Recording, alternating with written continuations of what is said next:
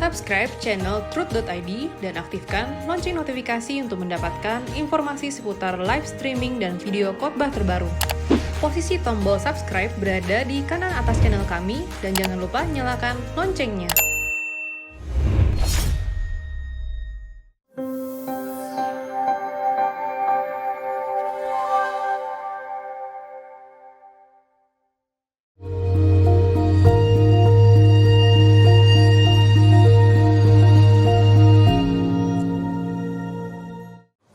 Shalom saudara, Anda bertanya Alkitab menjawab episode 252 dari 0812 9567 dan seterusnya. Salam Pak Erastus, saya wanita usia 37 tahun menikah dengan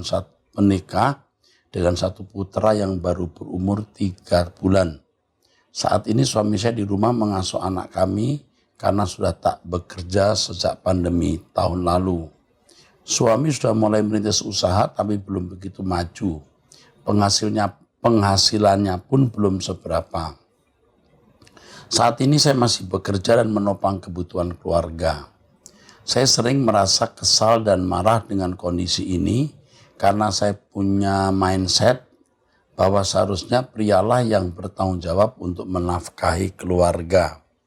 Saya berupaya menepis kekesalan di hati saya dengan berpikir bahwa mungkin Tuhan memberkati keluargaku melalui pekerjaanku.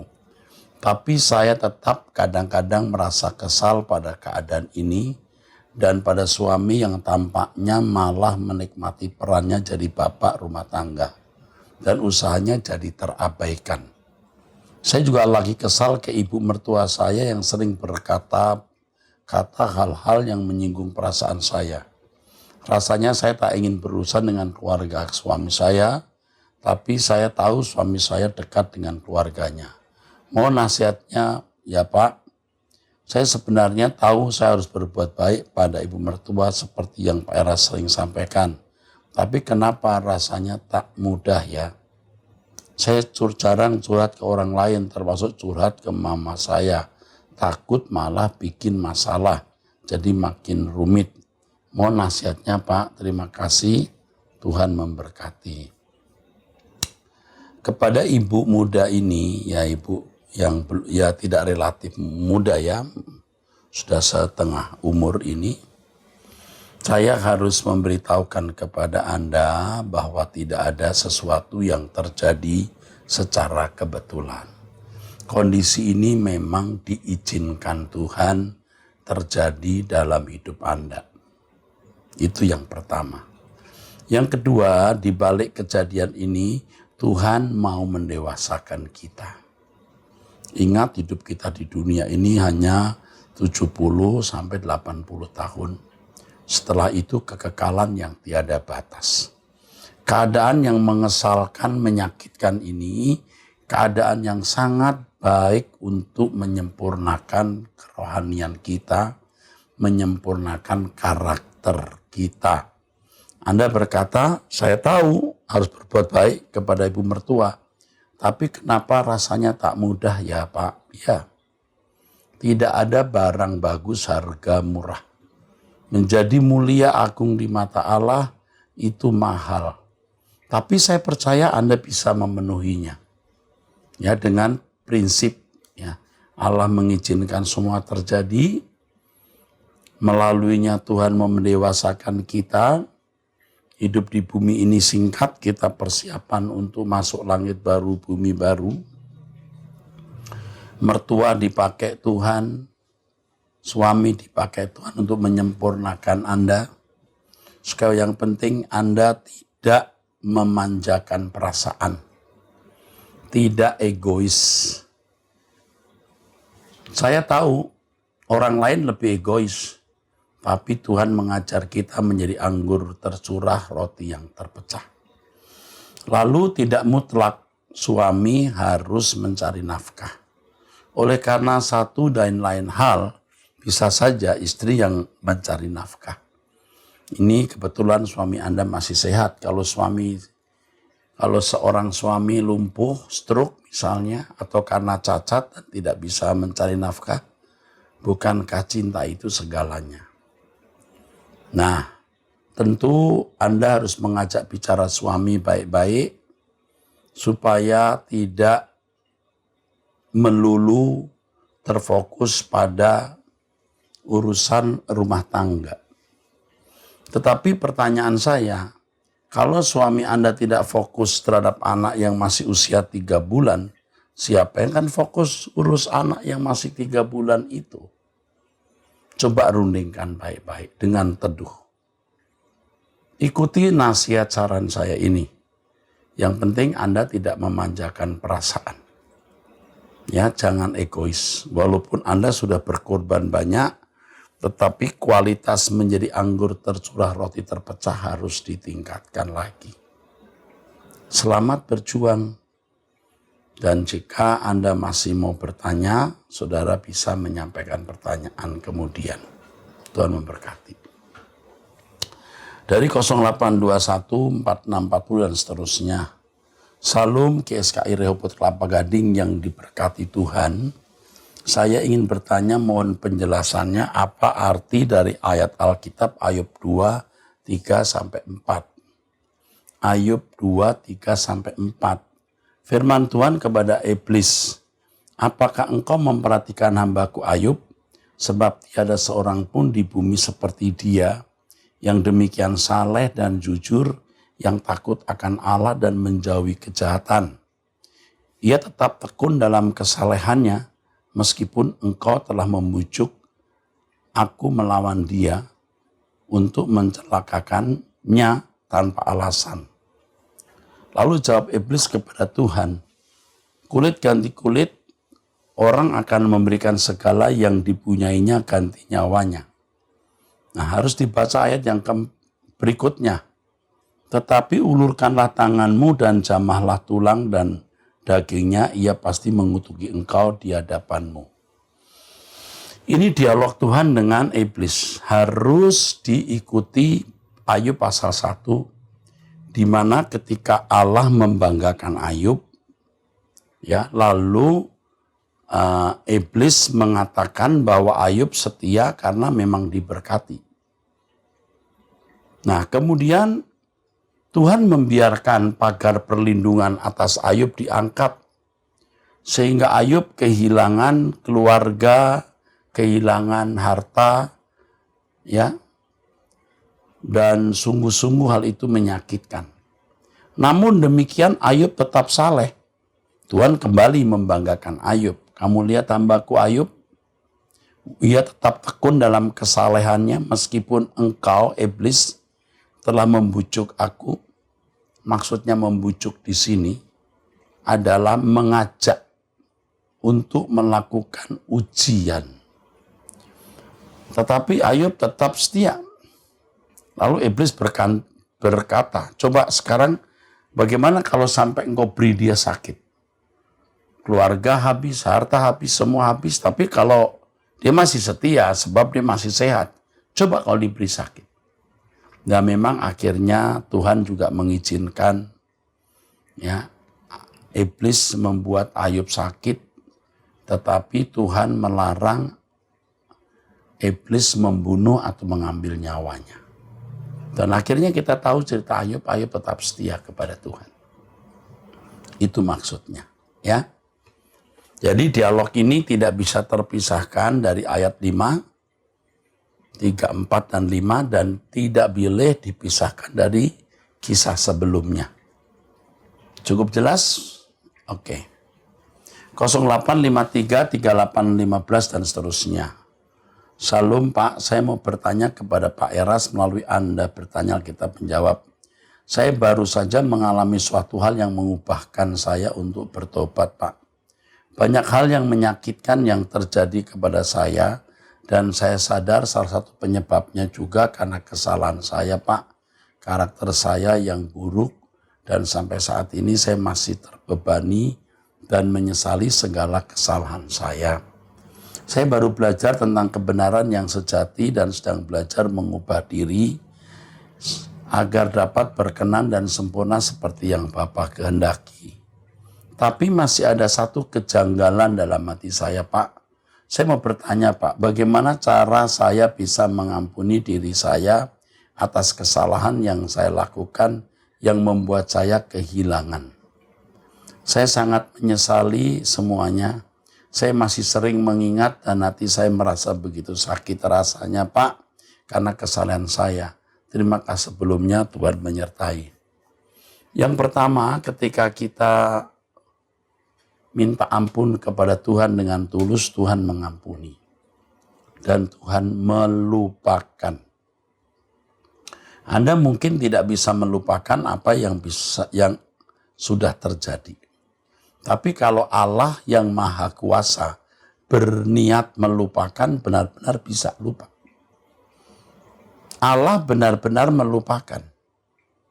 Kalau Allah sendiri melupakan kesalahan kita, siapa kita yang masih mau mengingat-ingat? Misalnya Anda melakukan dosa A, suatu dosa A. Saudara minta ampun atas dosa itu, ampuni dosaku ini ya Tuhan, dosa A ini. Tuhan mengampuni. Besoknya Anda datang kepada Tuhan dan berkata, Tuhan, ampuni dosa saya yang kemarin itu, A itu. Tuhan bisa berkata yang mana ya? Yang kemarin aku cerita kepada Tuhan, yang mana ya? Aku melupakan anakku. Kalau Tuhan melupakan, masa kita yang mengingatnya kembali? Harus ingat kita tidak lebih besar dari Allah. Kalau Allah bisa menerima kita, kita belajar menerima diri kita sendiri. Yang kedua, Allah mengerti bahwa saudara dan saya dilahirkan dari gen atau benih dosa. Ini bukan berarti pembenaran ya, dan Tuhan kompromi, tidak. Tapi Tuhan mengerti. Jadi ketika Anda masih tidak mau mengampuni diri sendiri, Anda malah menjadi sombong, malah menjadi angkuh. Seakan-akan Anda ini hebat, Anda ini siapa? Anda dan saya ini orang-orang berdosa yang dilahirkan dari benih dosa, orang tua dengan gen dosa. Terimalah keadaan itu dan bersyukur Tuhan menerima kita. Yang berikutnya, Anda belajar hidup suci. Seiring perjalanan waktu ketika Anda bisa menghindari dosa tersebut atau dosa-dosa saudara, Anda akan terbalut. Ini pengalaman ya, pengalaman yang saya alami. Jadi ketika kita mulai benar-benar meninggalkan dosa yang kita lakukan, kita terbalut. Kita merasa lebih yakin Tuhan telah mengampuni dan melupakan. Perjalanan waktu akan menyembuhkan. Anda sakit sekarang. Tetapi saya mau beritahu sangat positif kalau Anda sampai begitu berduka cita atas kesalahan yang Anda lakukan. Kan hal itu akan benar-benar memicu Anda untuk bisa hidup tidak bercacat, tidak bercela. Oke? Tuhan memberkati. 08174755 dan seterusnya. Salam Pak Eras, saya dari Bali, ibu dari 2 orang putri yang selalu mengikuti ibadah raya GSKI Rehoboth, Kelapa Gading setiap hari Minggu jam 12 waktu Indonesia Timur ya. Waktu Indonesia Tengah maksudnya, WITA. Jam 11 waktu Indonesia bagian Barat. Tapi 12 WITA waktu Indonesia Tengah. Online. 2 putri saya sangat antusias dan sangat menikmati dari puji-pujian sampai pembawaan firman Tuhan dari Bapak, dan kami sangat diberkati. Dan mereka tidak pernah mau ketinggalan ibadah minggu, walau di pagi hari yang sama kami sudah ibadah di gereja lokal. Ada satu pertanyaan yang ingin saya tanyakan kepada Bapak untuk bisa dijelaskan ke putri-putri kami. Apa arti secara harafiah, mari kita berkemas-kemas pulang ke surga? Saya tunggu penjelasan dari Bapak. Tuhan Yesus selalu memberkati Bapak ya. Begini, berkemas-kemas pulang ke surga artinya kita harus hidup suci. Jangan berbuat dosa.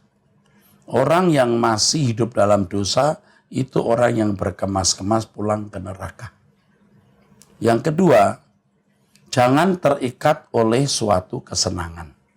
Menikmati tontonan, film, itu seni sinematografi, tidak salah. Tapi kalau terikat apapun, film termasuk, hobi-hobi termasuk, itu sudah menjadi salah. Kita bisa menikmati makan, minum, dan lain sebagainya, tapi tidak terbelenggu, tidak terikat. Dan mestinya kita melakukan segala sesuatu itu untuk kemuliaan Allah. Bagaimana tahu caranya? Kesukaan-kesukaan kita, kesenangan-kesenangan kita itu harus juga menjadi kesenangan-kesenangan Tuhan, di mana waktu kita menikmati kesenangan itu Tuhan tidak tersakiti. Hati Tuhan tetap nyaman dan Tuhan bersama-sama dengan kita. Jadi satu, hidup suci. Dua, jangan terikat dengan kesenangan dunia. Yang ketiga, melayani Tuhan. Melayani Tuhan itu tidak harus aktif di gereja, tapi mengajak orang lain juga menjadi benar. Mengajak orang lain juga untuk hidup suci dan tidak terikat dengan dunia. Dengan cara ini kita berkemas-kemas. Dunia bukan rumah kita. Ya, oke, itu saja. 08237079 dan seterusnya. Saya sudah menikah dan mempunyai seorang putri. Saya menikah dengan seorang Katolik. Akan tetapi saat ini saya tidak siap menjadi seorang Katolik. Kami sering bertengkar tentang masalah gereja. Selama gadis saya gereja di GBI. Keluarganya juga sebagian sudah benci kepada saya karena sudah tahu saya tidak siap gereja Katolik. Saya merasa berdosa jika gereja di sana. Apakah yang harus saya lakukan, Pak? Rumah tangga kami kurang harmonis karena gereja selalu disampaikan agama Katolik adalah agama tertua. Jadi itu yang paling benar. Yang pertama, sebenarnya gereja tertua itu gereja perdana, gereja Petrus. Memang Katolik itu artinya umum. Protestan juga dulu sebenarnya dari gereja Roma Katolik yang terpecah. Tetapi gereja tertua bukanlah jaminan paling benar. Sebab bicara yang paling benar itu bukan soal Katolik atau Protestan, Pentakosta, Betel, Gereja Suara Kebenaran Injil atau GPPS dan lain-lain. Yang benar itu kehidupan individu. Apa artinya gereja Katolik kalau tidak benar?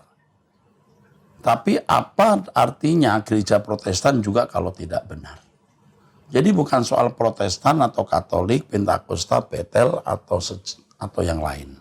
Yang penting kehidupan pribadi kita benar. Saya menyarankan untuk sementara waktu Anda bisa ikut suami kebaktian di gereja Katolik. Sementara Anda bisa tetap mengikuti Truth ID seperti yang saya sampaikan. Saudara bisa ikut kok Truth ID kapan saja, ya. Pak, kalau nanti kita gereja Katolik, kalau kita berdoa pakai begini gimana, Pak? Ya, apakah itu salah? Atas nama Allah Bapa, Putra, Roh Kudus. Itu kan juga Alkitabiah. Artinya bisa juga dilakukan. Tapi kalau di gereja Protestan tidak harus demikian. Kita kalau berdoa juga doa berkat juga berkat dari Allah Bapa, Putra, dan Roh Kudus. Ya kan, saudara? Ikutlah ke gereja Katolik. Jadilah berkat di tengah-tengah keluarga besar mereka. Memang itu menyakitkan, tapi Anda tidak berkhianat kepada Tuhan. Mungkin Anda seperti berkhianat kepada gereja. Tapi Anda tidak masalah asal tidak berkhianat kepada Tuhan. Jadi kalau sementara waktu Anda ke gereja Katolik, Anda jangan merasa berdosa. Di sana juga ada Tuhan Yesus. Tetapi yang penting adalah persekutuan pribadi dengan Allah. Apakah Anda pikir semua orang Katolik masuk neraka? Apakah Anda pikir semua orang Protestan, orang Pentakosta karismatik masuk surga? Kan juga tidak. Kembali kepada masing-masing individu. Kita harus open mind, ya, open minded. Dan Anda tidak akan selamanya di gereja Katolik. Nanti saatnya Anda bisa tidak di gereja Katolik lagi. Sekarang demi rumah tangga saudara, tanpa menyangkal Tuhan, ikutlah ke gereja Katolik.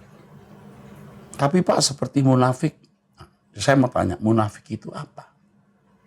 Munafik itu orang yang memainkan peranan, ya, antara perkataan, perbuatan, isi hati tidak sama. Tetapi kalau kita tulus melakukannya untuk Tuhan, nggak masalah. Ikuti di situ, pertahankan rumah tanggamu. Jangan hanya karena Katolik lalu Anda merasa itu gereja setan. Jangan berpikir begitu. Gereja Katolik juga milik Tuhan. Gereja Protestan juga milik Tuhan. Yang penting adalah individu, bukan denominasinya. Oke? Selamat berjuang. 0813 3882 dan seterusnya. Saya wanita usia 49 tahun, suami saya pernah mandi kembang. Bagaimana dampaknya, Pak? Ya dampaknya ya terkutuk. Terhukum. Kecuali dia bertobat dan kalau perlu melakukan pelayanan pelepasan. Saya tidak tahu Anda tinggal di mana, tetapi Anda bisa dilayani, ya. Kalau mau dilayani. Tapi kalau suami Anda tidak pernah mau dilayani, ya percuma. Jangan paksa. Akhirnya juga nanti tidak akan terjadi pelepasan dengan baik. Nah, sekarang jalan yang ibu lakukan adalah hidup di dalam kebenaran dan kesucian, hidup di dalam doa, hadirkan doa setiap jam 5 pagi bersama saya. Hadirat Allah akan menguasai rumah tangga Anda. Nanti akan ada sesuatu yang terjadi. Buktikan itu. Ada sesuatu yang terjadi. Saya yakin sekali itu. Oke.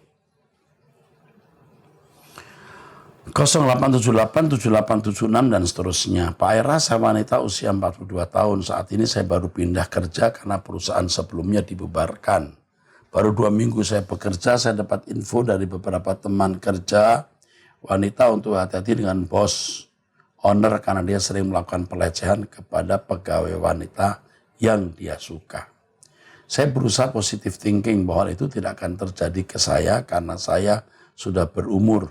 Sedangkan teman-teman wanita lain yang dilecehkan masih berumur 20 tahunan. Tapi seminggu belakangan saya melihat tanda-tanda dia akan melakukan hal itu ke saya lewat pertanyaan-pertanyaan yang dia yang kurang etis. Menanyakan kehidupan seksual saya dengan suami dan lain-lain, sehingga saya merasa harus berbohong kepadanya dengan mengatakan baik-baik saja, padahal sebenarnya saya dan suami sudah tidak berhubungan selama tahunan karena ada satu masalah. Saya juga malu dengan teman-teman yang beragama lain karena bos owner ini beragama Kristen, walaupun hanya Kristen KTP. Saya butuh pekerjaan untuk bisa mensupport kehidupan saya, anak dan orang tua, dan juga untuk membayar cicilan bank karena kegagalan bisnis saya di masa lalu. Tapi saya sadar tidak mudah untuk mendapatkan pekerjaan lain dengan posisi dan gaji seperti yang saya terima saat ini, mengingat pandemi dan juga umur saya. Saya bingung, Pak, apakah saya harus resign sebelum mendapatkan pekerjaan baru dan sebelum pelecehan itu benar-benar terjadi? Terus terang hati saya sangat sedih dan gelisah memikirkan hal ini. Apakah ini berarti saya tidak menghayati kehadiran Tuhan ya Pak? Mohon sarannya Pak Eras, terima kasih. Anda ini bahaya. Bahaya. Tetapi kalau mungkin Anda bisa menyadarkan bos ini. Sampai pada satu keadaan di mana Anda menunjukkan bahwa itu akan mendatangkan kutuk laknat bagi hidup bos itu, bagi perusahaan, bagi Anda dan keluarga Anda. Tunjukkan ke integritas kesucian seperti Yusuf. Tapi ingat, jangan jatuh. Ya. Nah, untuk itu Anda akan didampingi oleh konselor wanita kami, ya. Tapi ingat, jangan keluar dulu. sampai benar-benar ada usaha dia melakukan pelecehan. Anda harus mengajari dia kebenaran. Kalau dia ngomong hal-hal yang buruk, yang bobrok, yang ke arah hal-hal porno, Anda harus mengarahkan tentang kehidupan ini singkat. Setiap apa yang ditabur itu akan dituai, ya. Itu Anda bisa jadi berkat di sini. Bisa. Siapa tahu pria ini bisa bertobat melalui Anda. Tetapi saya tidak optimis. Karena pria seperti ini sudah rusak. Jiwanya sakit. Mungkin dia juga seorang seksmania. Kemungkinan ini benar. Kata orang-orang itu tidak mungkin tidak benar. Sebab tidak mungkin tidak ada api sekecil apapun kalau asapnya sudah membumbung begini. Anda harus tegas mengatakan, tidak, saya tidak tahu berapa usia bos Anda ini. Tetapi sebaiknya Anda tetap memegang teguh kesucian. Begitu Anda jatuh dalam dosa, laknat akan turun dalam hidup banyak orang. Bos itu perusahaan dan Anda sendiri dan keluarga. Ya, lebih baik tidak makan, lebih baik Anda miskin, lebih baik Anda malu karena duit daripada Anda masuk neraka. Paham? Miliki integritas. Saya terus terang khawatir. Membaca ini saya khawatir. Maka Anda harus dampingi seorang konselor, dan kalau dia betul-betul melakukan pelecehan, sedang ke arah melakukan pelecehan, Anda harus tegas berkata tidak dan resign. Apalagi kalau sampai pada tindakan yang mengandung unsur pidana. Jangan segan-segan Anda melapor ke suami, jangan segan-segan melapor ke polisi. Ya? Tapi diingatkan dulu, ya. Oke, ingat, Anda jangan sampai jatuh dalam dosa. Ada pertanyaan begini dari Gmail, melalui Gmail. Salam Pak Eras, apakah kalau anak yang kecanduan game online yang disalahkan anak tersebut atau game online-nya, kita sulit menyalahkan game online, sebab game online nyatanya juga masih tidak dianggap sebagai melanggar hukum. Kalaupun dianggap melanggar hukum, tidak ada tindakan. Kita juga percuma menyalahkan game online, tidak ada faedahnya. Atau menyalahkan anak, sebaiknya kita menyalahkan diri kita sendiri dulu, supaya kita memiliki tindakan konkret untuk menyelamatkan anak kita dari game online. Ya, dan berjuang bagaimana menyelamatkan anak kita dari game online. Kita minta hikmat, marifat dari Tuhan. Jangan salahkan game online karena percuma. Jangan salahkan anak terlalu berlebihan sampai anak malah makin sakit hati. Salahkan diri kita sendiri dan berjuang untuk menyelamatkan anak-anak kita. Tuhan memberkati saudara sekalian. Sola Gracia.